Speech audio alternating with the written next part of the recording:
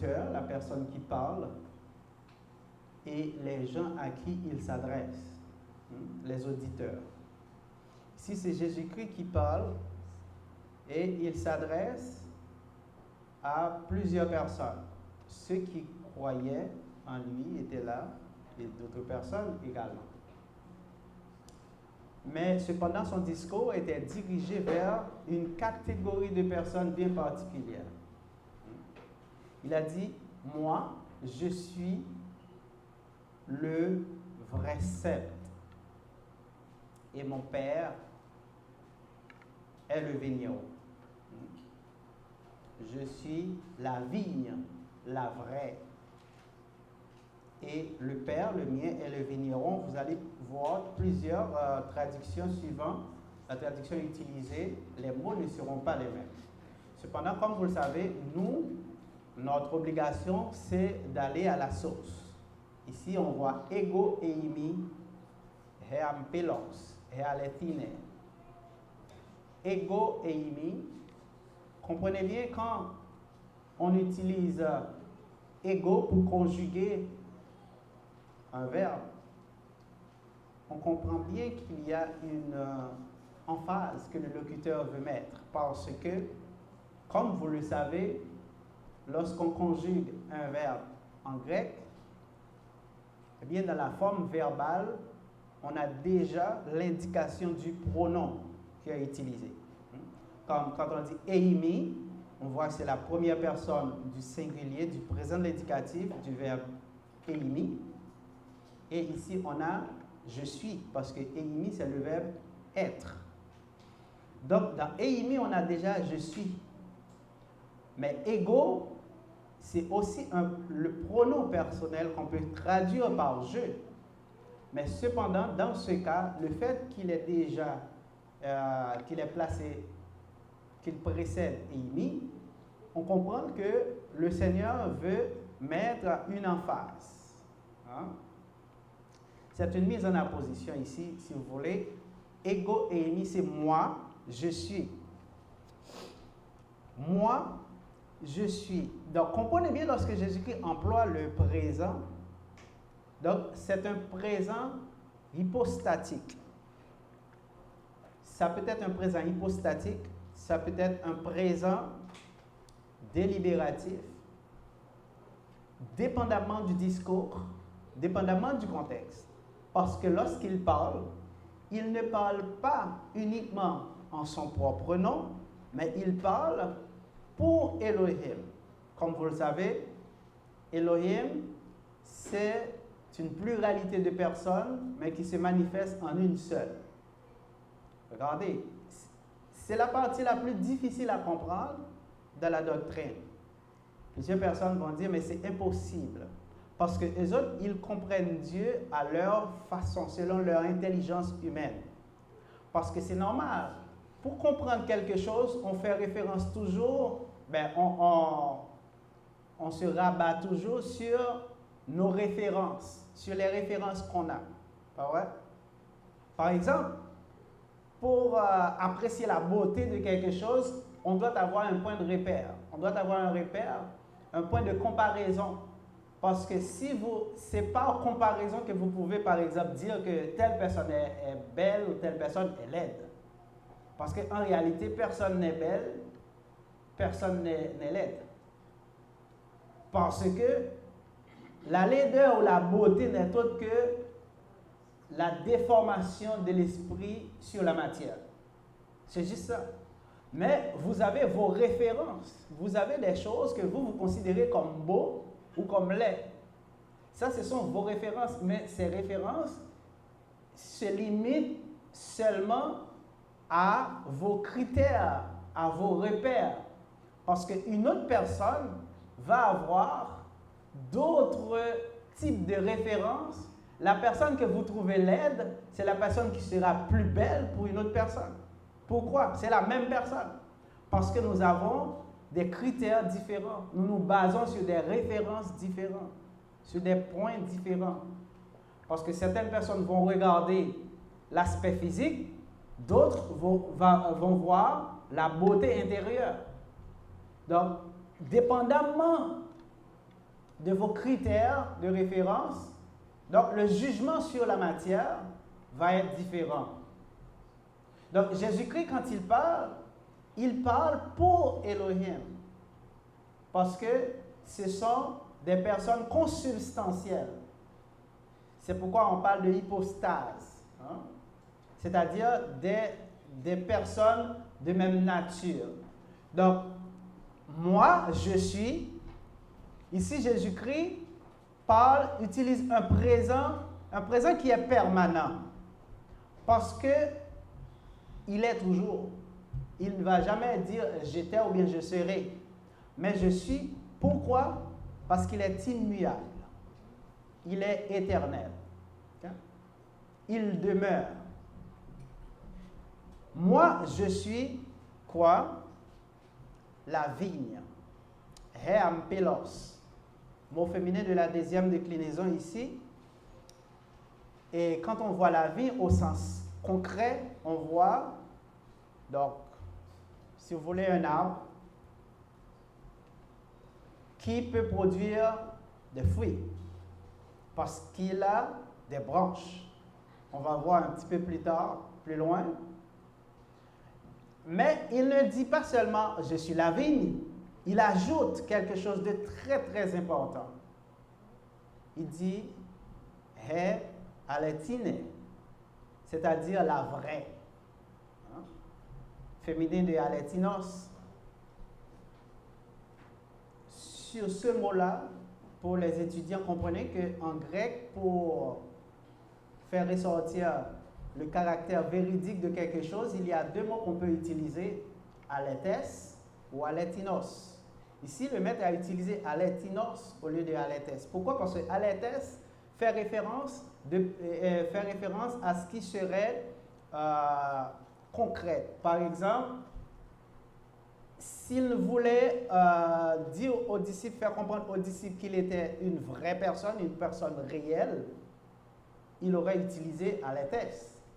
Mais il n'avait pas besoin de convaincre qui que ce soit de son existence, de sa réalité, parce qu'il était là devant eux. Mais il voulait de préférence parler de quelque chose qui est vrai, mais dans un contexte abstrait. Et c'est pourquoi il a utilisé aletinos, qui permet de décrire une réalité. Donc, il établit ici, par l'usage de ce mot, une relation. La relation, il veut faire ressortir la relation qui existe entre la vigne et, en fait, la vigne, que lui, il dit qu'il est la vigne, et également les branches de cette vigne, qu'on appelle aussi les sarments. Et d'entrée de jeu, comprenez bien que les sarments dont il parle ici n'est autre que l'Église.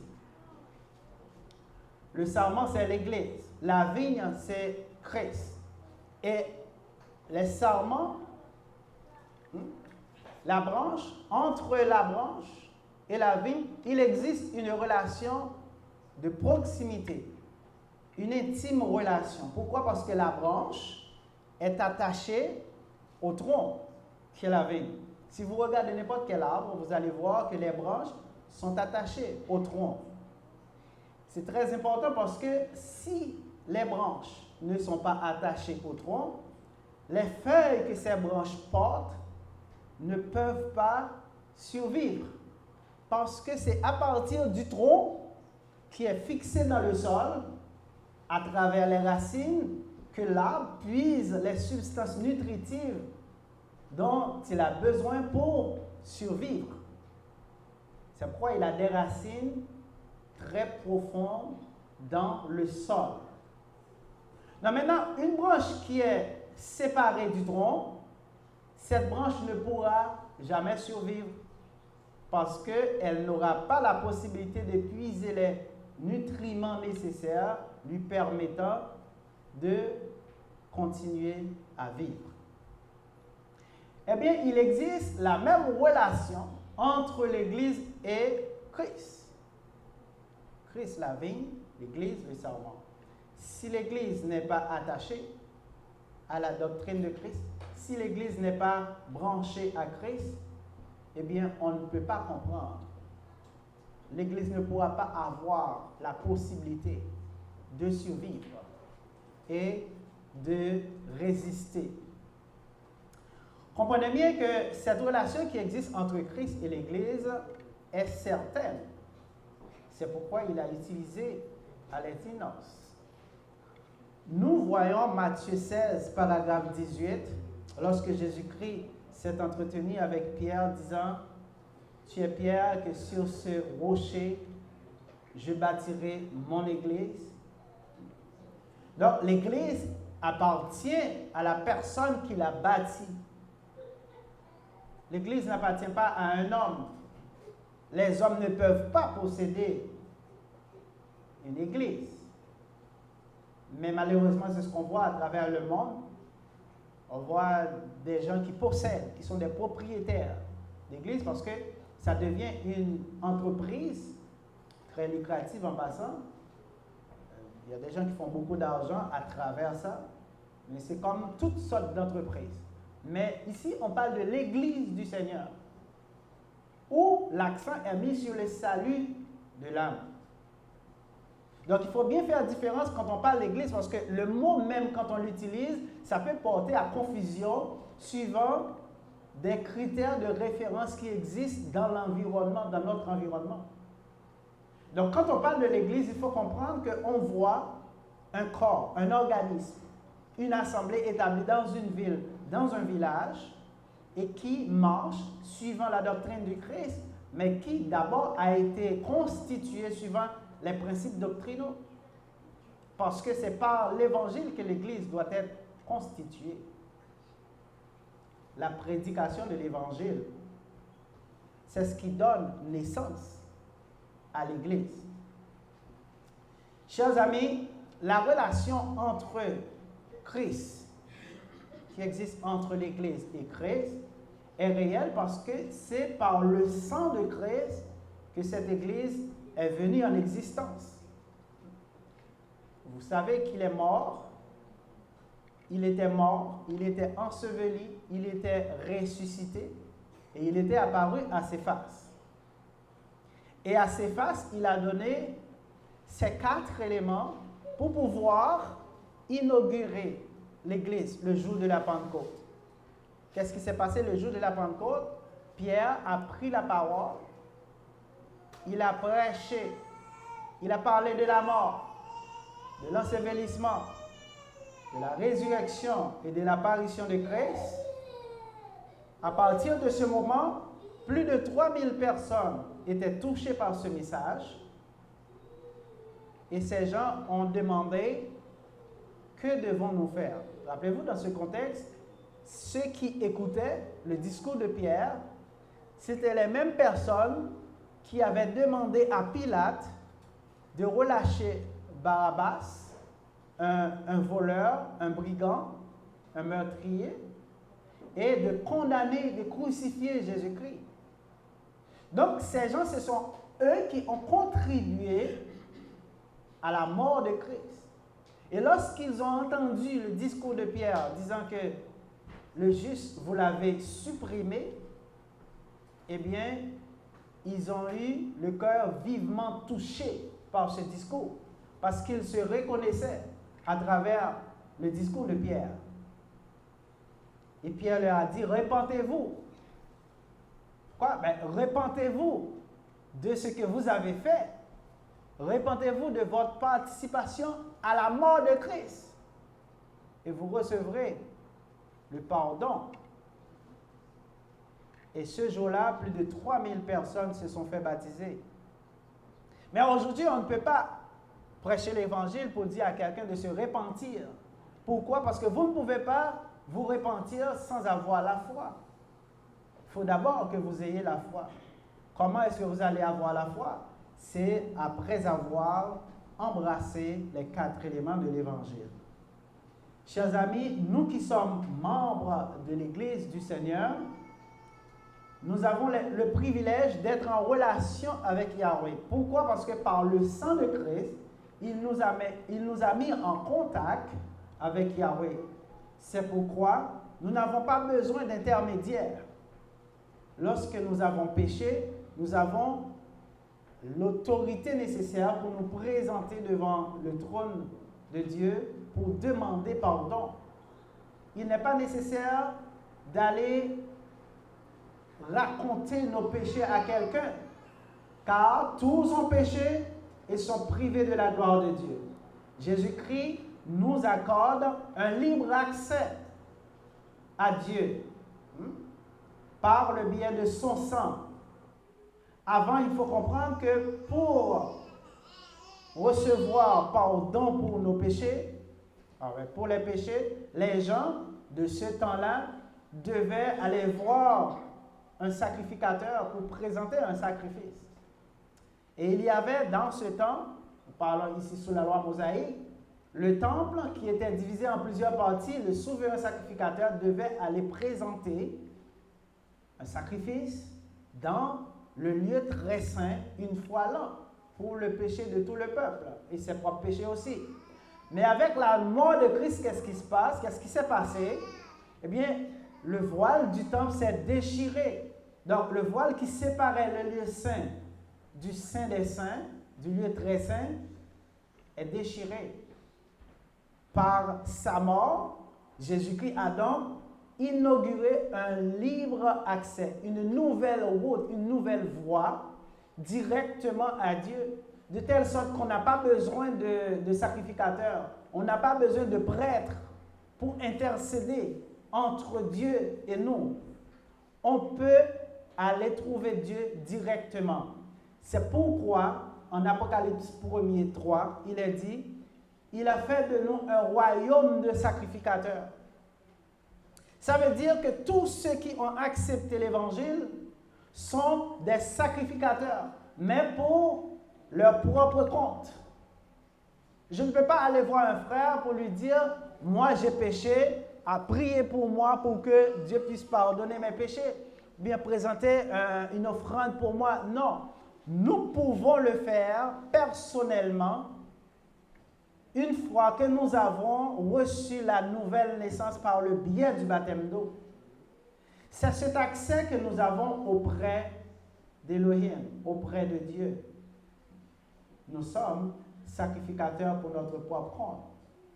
Toutefois, nous pouvons aller trouver un frère, une sœur, pour demander de nous aider dans la prière pour quelque chose d'autre. On peut être malade, on demande le concours de la prière. Pourquoi? Parce que lorsque plusieurs personnes s'accordent pour demander quelque chose, eh bien la délivrance, la réponse va être accordée beaucoup plus rapidement. Vous comprenez? La Bible le dit. Si 2 ou 3 sur la terre s'accordent pour demander une chose, cette chose sera donnée avec promptitude. Mais vous ne pouvez pas aller trouver quelqu'un pour prier pour que vos péchés soient pardonnés. Parce que ça, c'est quelque chose que vous devez faire personnellement. Est-ce que vous avez compris cette partie? Des questions? Oui.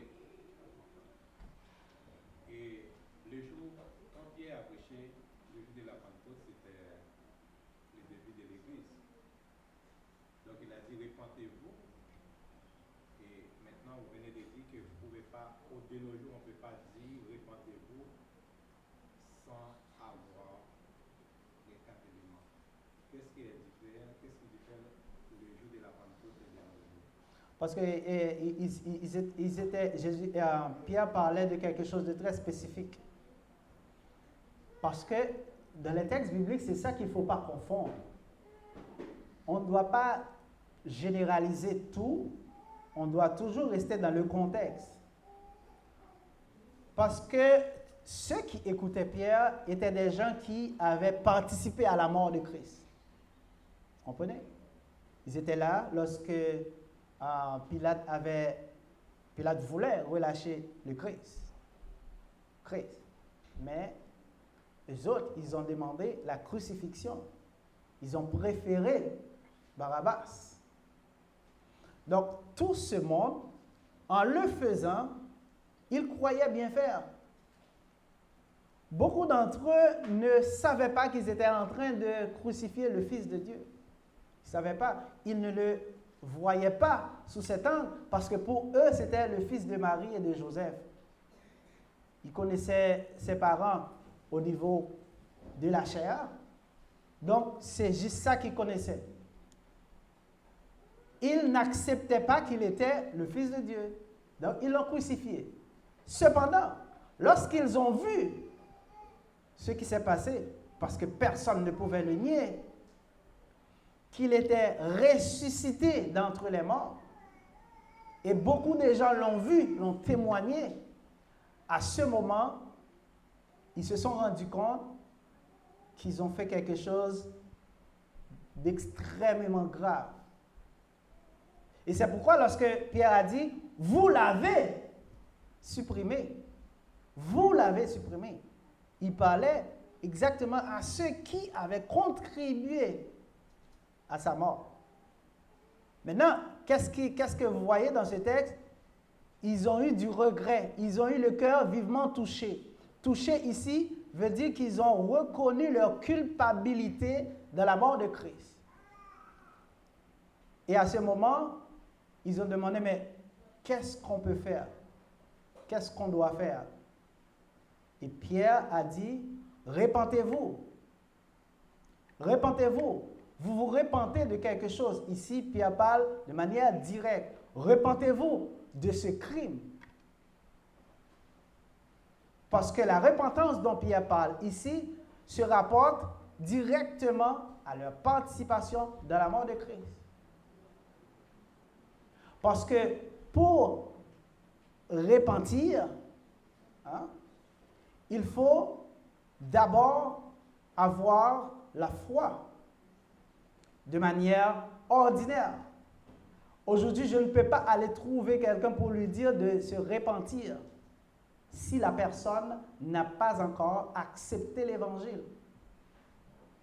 Parce que qu'est-ce qui va vous amener à comprendre la nécessité de la repentance? Eh bien, c'est la foi que vous avez. Parce que lorsque Jésus-Christ donne l'ordre aux apôtres de prêcher l'Évangile, qu'est-ce qu'il a dit? En allant prêcher l'Évangile à toute la création. Qu'est-ce qu'il a dit en premier? Celui qui croit et qui est baptisé sera sauvé. Donc, dans la prédication de l'Évangile, ce n'est pas la repentance que la personne doit avoir d'abord. La repentance va venir par la suite, parce que le point numéro 1, le point principal, c'est la foi que la personne doit manifester d'abord. C'est pourquoi il était important de comprendre, de faire la différence entre cette audience à laquelle Pierre s'adressait, qui était très spécifique, parce que là, il parlait de ceux qui ont participé à la mort de Christ, avec ceux qui vont par la suite recevoir l'Évangile. Regardez, lorsque Pierre arrive chez Corneille, est-ce qu'il a demandé à Corneille de se repentir? Non, Corneille ne faisait pas partie de la foule qui supprimait Jésus-Christ. Il lui a prêché l'Évangile et Corneille a accepté l'Évangile. Vous allez voir encore, si on peut citer ce qu'on va parler un petit peu plus tard, en Acte 8, lorsque Philippe rencontra l'eunuque, il ne lui a pas demandé de se repentir, parce que la repentance, c'est quelque chose que vous allez faire de manière intrinsèque. Et vous allez vous repentir lorsque par la suite, après avoir embrassé la foi, mais vous allez encore pécher. Mais lorsque vous péchez, vous devez vous repentir de vos péchés. Mais vous ne pouvez pas le faire avant d'embrasser la foi, avant d'avoir reçu le baptême d'eau pour être né de nouveau. Parce que l'homme animal ne peut pas se repentir. C'est ça la différence. On peut croire que c'est toi, là, qui a accepté l'évangile celui-là. Il n'avait rien à se repentir après avoir. La foule. C'est la même foule qui était. C'est la foule. personne, à part les disciples de Jésus qui étaient en retrait, qui n'étaient pas pour la crucifixion, hein, mais la foule, on dit toute la foule, c'est tout Jérusalem. La foule était là. Donc les gens à qui, comprenez bien, ici on est après la résurrection de Christ, mais c'est quelque chose qui était connu de tout le monde. Jésus-Christ a rencontré sur le chemin d'Emmaüs quelques disciples et puis qui parlaient, il leur demandait, mais de quoi vous discutez? Il dit, mais est-ce que vous seriez la seule personne à Jérusalem qui ne sait pas, qui n'est pas au courant de ce qui s'était passé? Donc tout le monde le savait et on comprend bien que la foule, si on te dit la foule, parce que tout le monde était réuni. C'était un grand spectacle. Et les membres du Sanhédrin, ils se sont arrangés pour qu'il y ait beaucoup de gens et ils soudoyaient aussi des gens pour venir témoigner contre le Christ. Ils font toujours ça. Donc, ceux qui étaient là, ceux qui avaient accepté l'Évangile, la Bible dit clairement qu'ils ont été touchés. Mais pourquoi ils ont été touchés? Hein? Ils se sentaient coupables parce qu'ils ont participé de manière passive. Ce n'était pas eux autres de manière concrète qui ont fait l'action, mais ils ont demandé la crucifixion de Christ. Donc c'est de là, parce que regardez ce que Pierre a dit, vous l'avez supprimé. Donc à ceux dont il s'adressait, ce sont les gens qui ont contribué à sa mort, à la mort de Christ. Vous l'avez fait mourir par la main des impies. Donc il s'adressait directement à ces gens-là. Et étant touchés de leur participation à ce crime, donc ils ont dit, qu'est-ce qu'on doit faire maintenant pour nous en décharger? C'est là qu'il a commencé, qu'il a dit, répentez-vous. Ayez du regret. Mais vous n'allez trouver l'usage de ce verbe repentir nulle part ailleurs dans la Bible lorsque l'Évangile est prêché. Vous allez comprendre que c'est seulement la foi. On va parler ici de la foi lorsqu'on prêche à d'autres personnes après l'implantation de l'Église. Donc c'est ça la différence entre Acte 2. Vous ne pouvez pas prendre Acte 2, 38 et puis vous l'envoyer comme ça, etc. Parce que là, c'est un contexte bien particulier. C'est clair? Pour compléter maintenant, il y a juste quelque chose que je n'ai pas. Est-ce que tu pourrais nous expliquer, lorsque Jésus a dit, moi je suis la vigne, la vraie, en ce moment qui fait une comparaison, mais est-ce que c'est quoi le sens complet de la vigne? Quand il parle de vigne, il parle de moi, on sait déjà que le sarment c'est l'église, on sait que le fruit c'est le fruit de l'esprit, mais vigne et vigneron, c'est quoi l'essence? La vigne, c'est Christ. Oui, c'est Christ en tant que toi. Est-ce que c'est en tant que celui qui porte la vie? Est-ce que c'est là que... Là, en quelque sorte, peut-être que la réponse à ta question, on va la trouver dans la suite du texte. Je m'excuse, parce que là, on ne fait que commencer. On n'a pas encore terminé. On va poursuivre. Mais d'entrée de jeu, il faut comprendre que la vigne, c'est Jésus-Christ. Le sarment, la branche, c'est l'Église. Et ici, Jésus-Christ veut faire ressortir l'importance de que la branche soit restée attachée à la vigne. Parce que n'oubliez pas qu'il y avait déjà, Jésus-Christ, dans l'Apocalypse, a déjà fait mention à certaines assemblées qui avaient accepté l'Évangile, mais qui ont abandonné leur premier amour, qui ont abandonné la foi. Donc, on peut être une église, une assemblée qui avait pris naissance correctement selon la doctrine du Christ, mais par la suite, on peut s'écarter de la doctrine. Et quand on s'écarte, eh bien, c'est la séparation qui existe entre la vigne et la branche, et aucune branche détachée du tronc ne pourra survivre. Donc ici, Jésus-Christ veut faire ressortir la relation, l'importance ou la proximité qui doit exister entre un arbre et sa branche. Parce que si la branche est détachée du tronc, elle meurt. Aucune possibilité de survivre sans le tronc, parce que la branche ne pourra pas trouver de substances nutritives pour s'alimenter, pour se nourrir. Okay? Donc,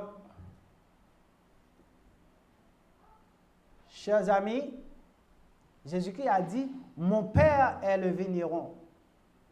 Quand on parle de vigne et de vigneron, on voit une relation de possession. Donc, le vigneron, c'est celui qui possède la vigne, c'est le maître. Hein? Et on parle de Géorgos. Mon père est le vigneron. Donc, mon père est le propriétaire. C'est lui qui décide.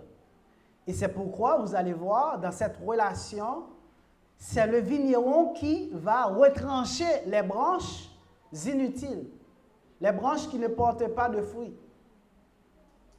Le maître de la vigne va les couper et les jeter au feu. Donc, comprenez bien, nous sommes dans un registre métaphorique. Il ne faut pas prendre les mots au pied de la lettre, mais il y a un message sous-jacent. Donc, quand on utilise le mot « père », on en avait parlé, « ropater mou ». Ropater, ici, on a le père de moi, mou ou bien mon père. C'est correct aussi. Donc, lorsqu'on utilise le mot « pater », père, il faut tenir compte du contexte. Est-ce qu'on parle d'un père au niveau physique, biologique, un père qui a engendré, ou bien on parle d'un père adoptif, ou encore d'un père au niveau métaphorique, juste qu'on veut faire ressortir la relation qui existe entre, en fait, le point commun entre les deux choses qu'on met en relation ou en parallèle. Donc, c'est le contexte qui va nous indiquer de quoi exactement il est question. Ici, quand on dit le père, on voit d'abord, d'entrée de jeu, premièrement, quelqu'un qui s'est mis avec une femme, qui a eu une relation sexuelle avec une femme, et suite de cette relation, il y a la conception d'un enfant. Donc, le père, c'est celui qui donne le spermatozoïde, qui rentre en contact avec l'ovule de la femme, qui produit un être vivant. Donc, ça, c'est dans le sens concret. Donc, c'est pourquoi on comprend bien que le père, c'est lui qui engendre. Il engendre par le spermatozoïde, par son germe, qui, en quelque sorte, va féconder la femme, l'ovule de la femme. Ça, c'est dans le sens concret. Mais dans le sens connotatif, on peut utiliser aussi le mot père pour faire ressortir certaines relations qui, normalement, existeraient entre un père et son fils. Mais on ne parle pas ici d'un père au sens concret.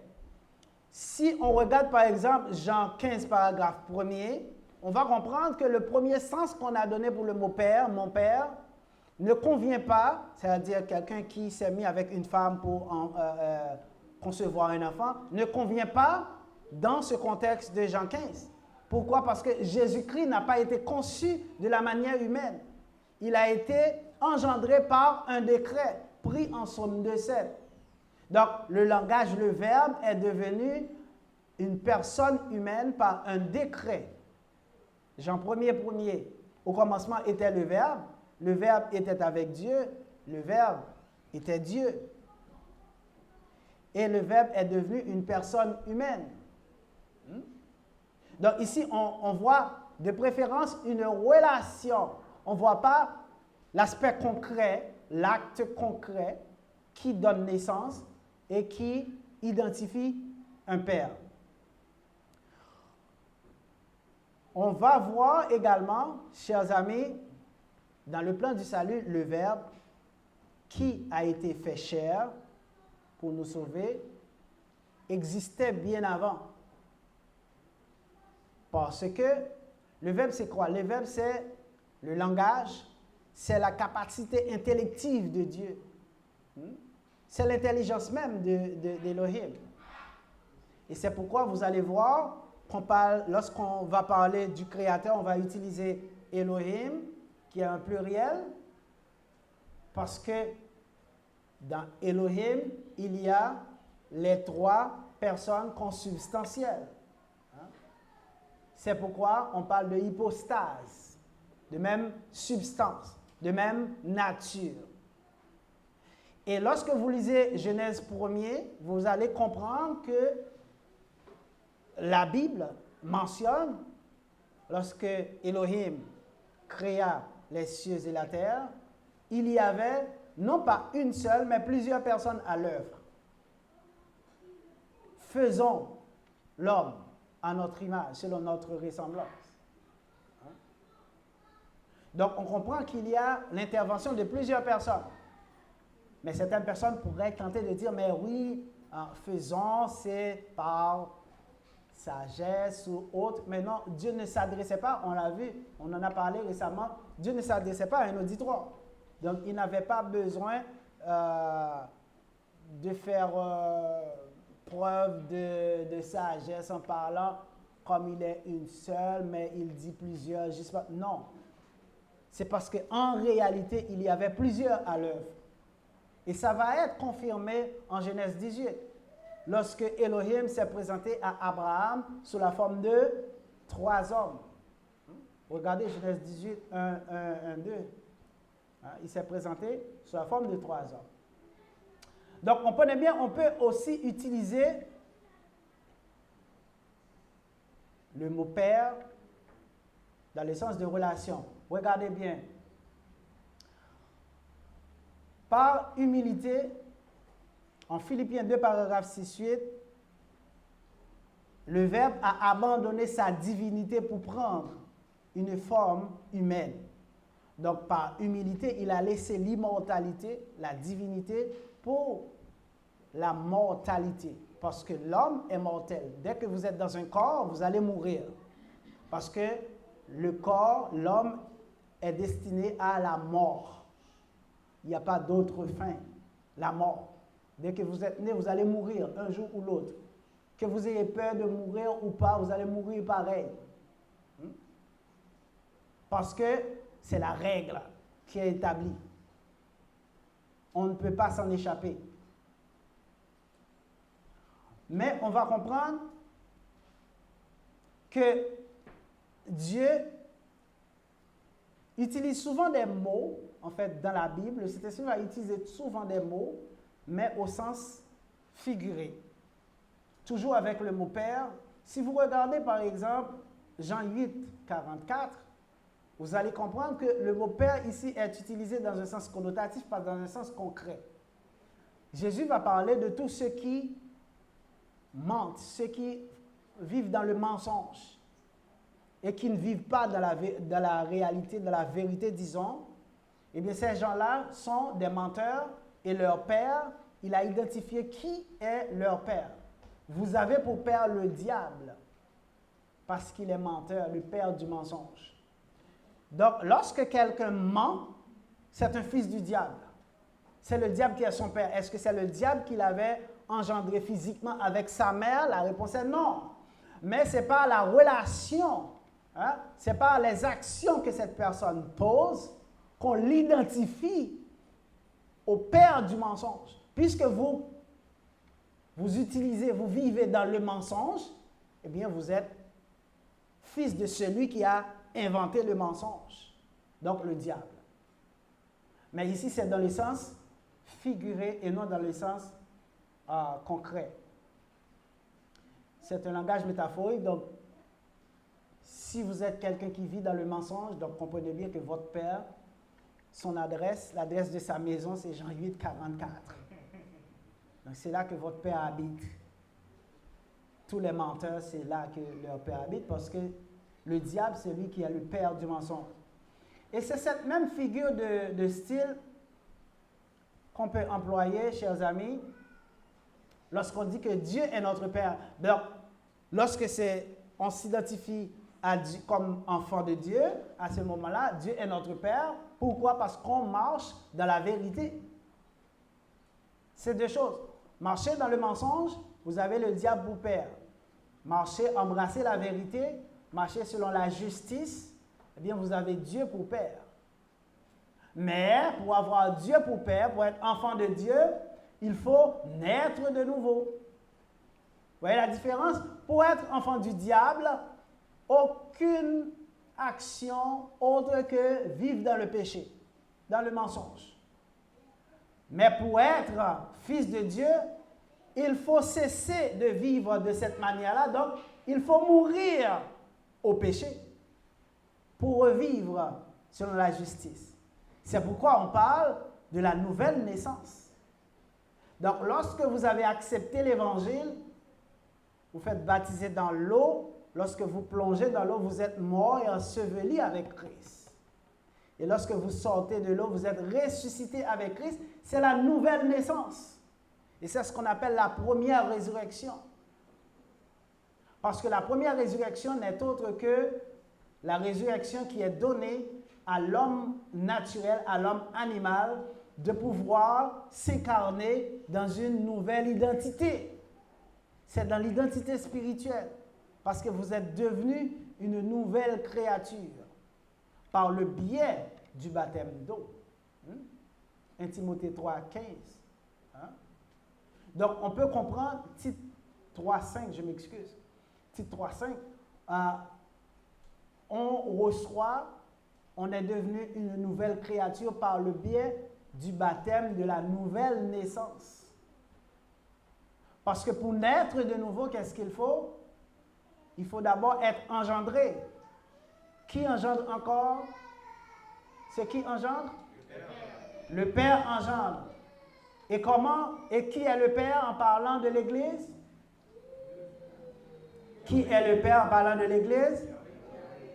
C'est Dieu. Et comment Dieu nous engendre? Il nous a engendrés par la parole de la vérité. Jacques 1er, 18 ou 25. Et c'est pourquoi Paul, également, il va dire en 1 Corinthiens 4, 15, qu'il nous a engendrés, en parlant de l'église de Corinthe, il dit, c'est moi qui vous ai engendrés en Christ par l'évangile. Donc, lorsqu'on accepte l'évangile, on est engendré. Mais on n'est pas encore né. On prend la naissance lorsqu'on sort de l'eau par le baptême. Mais est-ce qu'on peut être engendré sans naître? Belle question. Est-ce qu'on peut naître sans engendrer? Est-ce qu'on peut engendrer? Est-ce qu'on peut être engendré sans naître? Comment? Ben, tu n'es pas engendré. C'est ça l'affaire. Tu n'es pas engendré. Parce que logiquement, si tu es engendré, tu dois naître. Mais effectivement, tu peux être engendré sans naître parce que tu es un mort-né. Tu as entendu la parole et puis la parole a pris naissance, a pris corps en vous. Oui, c'est bien, mais vous ne faites pas. Vous ne faites pas l'action suivante qui est recevoir le baptême. Là, vous acceptez la parole, c'est bien, etc., mais vous ne vous faites pas baptiser. Donc, à ce moment, on peut dire que vous avez été engendré, mais vous n'existez pas de toute façon, parce qu'il y a beaucoup de gens qui sont des morts-nés. Ils sont morts dans le sein de leur mère. Arrangez-vous pour que ce ne soit pas votre cas. Parce qu'il y a beaucoup de gens qui écoutent l'Évangile, qui sont là dans l'Assemblée, mais qui refusent toujours de se faire baptiser, sous des prétextes fallacieux. Mais vous pouvez être un mort-né. Donc, vous n'avez pas d'existence. Est-ce qu'on donne un acte de naissance à ceux qui font des fausses couches à l'hôpital ou n'importe où? Non, il n'y a pas un acte de naissance, parce que c'est l'acte qui reconnaît votre existence. Donc, vous n'existez pas. tant et aussi longtemps que vous entendez l'Évangile, mais que vous restez dans la rébellion, eh bien, vous êtes une fausse couche. Vous êtes même pas un avorton, parce que l'avorton, il naît après la mort de sa mère, mais vous êtes un mort-né. Vous n'existez pas. Donc, arrangez-vous pour que ce ne soit pas votre cas. L'heure nous a laissé. Bon, vous voyez, Fafos qui pose une question, il n'y a pas de problème. Vous pouvez y aller. Allez-y. C'est juste dans le contexte de mort-né dont tu parles. Est-ce que, pour moi, je l'avais compris